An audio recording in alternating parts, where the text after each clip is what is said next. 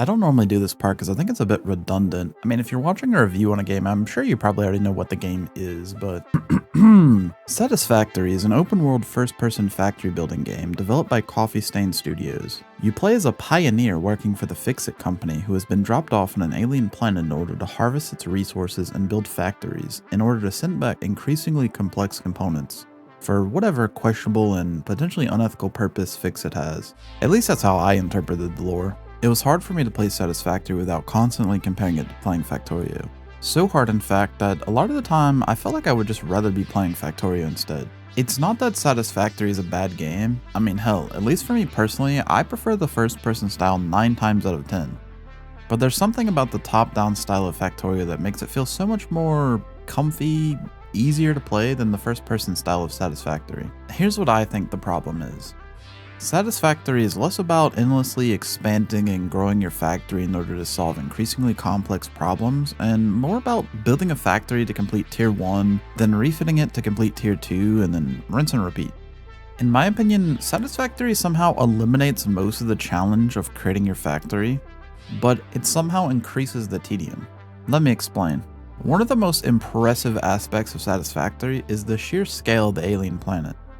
It's absolutely massive and filled to the brim with tons of different biomes, resources, secrets to find, and plenty of dangerous creatures and environmental hazards that will kill you if you aren't prepared. But that's where the problem starts. Unlike in Factorio, there's no real threat to your factory. Yeah, there's hostile creatures, but they don't target your buildings and they only spawn in like groups of 3. Basically, you just smack them around a few times and then they'll die and never be a problem again. Some people might think that that's a good thing, but to me, it's really not. Let's make up a problem. Say that you need to somehow get coal for power, but the nearest coal is like really far away in the map, 1,000+ meters even. In Factorio, your solution to this might be to expand your factory and defenses toward it. But in Satisfactory, all you really have to do is just build a super long conveyor belt. It's not challenging at all, there's no real problem to overcome, and it's really just tedious. Another good example of this is with the conveyor belts themselves. In Factorio, one of your biggest problems you might face is how to organize and deal with all of the conveyor belts you have. Sometimes you have to loop them around, build them underneath, and just create a big spaghetti mess. In a way, it's kind of a big puzzle you have to figure out. But in Satisfactory, since the conveyor belts can clip into one another without causing any problems, there's no real difficulty here. I mean, yeah, you still have to deal with your 25 conveyor belt spaghetti you created, but it's just the chore of doing it without the fun of having to solve the puzzle. But I'm not only just negative about Satisfactory, I mean, there are a bunch of things I do like about the game. So let's talk about those for a bit.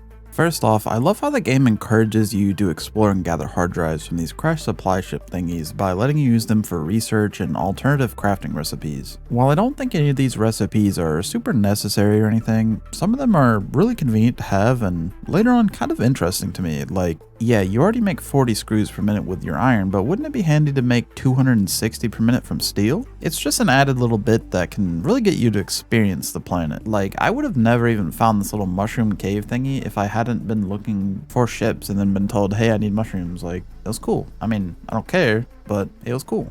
Another thing that I really like about Satisfactory is the goofy little gadgets and things that you unlock, like the jump pads and hyper tubes for transportation. You have all kinds of different vehicles like the factory cart and the Cybertruck thingy.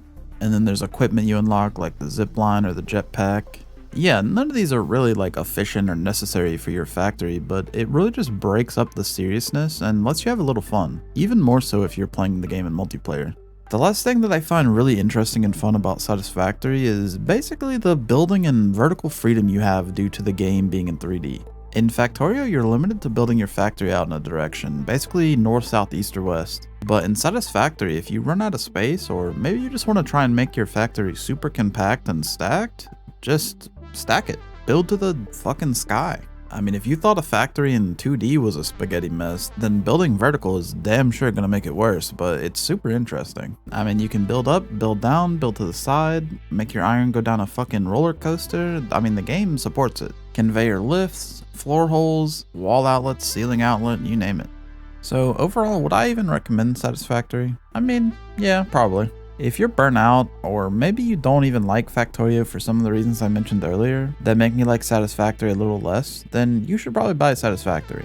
I mean, it's definitely fun, there's no denying that. It's just a matter of how far into the game you get before you hit a point that you don't really like. For me, Satisfactory was the most fun up until the end of Tier 5, and after that my enjoyment really fell off. I eventually did complete Phase 4 of the space elevator, but I would not recommend doing that. It was a nightmare. Thanks for watching this video. If you like watching these reviews I make, I have a couple more in the works. They're coming along a little slow because I'm trying to juggle so many different games I'm playing at the moment. But if you're a fan of the more funny moment, highlight shorts content that I put out, I recently made a second channel. Over there, I plan on posting a ton of clips from the games I play, including the ones that I don't want to upload on this channel, as well as some of the clips that are really just terrible in the shorts format. It's basically just going to be the Wild West of clips over there with no real schedule or planning, but I am attempting to keep it organized as best as I can. So if that somehow sounds like your thing, go check it out. And yeah, goodbye.